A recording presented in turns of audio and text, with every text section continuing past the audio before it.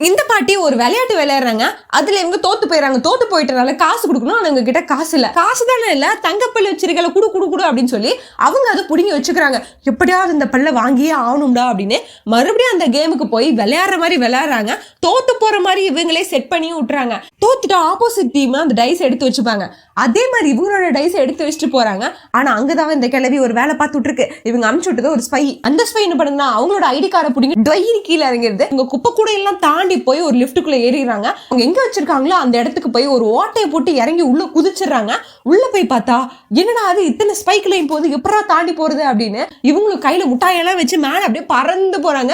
ஆனா அந்த டைம்ல செக்யூரிட்டி உள்ள வந்துடுறாங்க. ஐயோ என்னடா பண்ணுவேன் அப்படின்னு யோசிச்சு காலில் எண்ணெயெல்லாம் தேய்ச்சி குடு குடு குடு குடுன்னு உள்ள போயிடுறாங்க. ஆனா அந்த செக்யூரிட்டினால உள்ள போக முடியல. அடுத்த நிமிஷமே அந்த கிழவி அந்த பல்ஸ் செட்டு தூக்கிட்டு ஓடி போயிருது. செக்யூரிட்டி பார்த்தா உள்ள ஒண்ணுமே இல்ல. நீங்க இந்த அறிவாளி பாட்டியை பத்தி என்ன நினைக்கிறீங்க அப்படின்னு கமெண்ட் பண்ணுங்க. சடா, பை.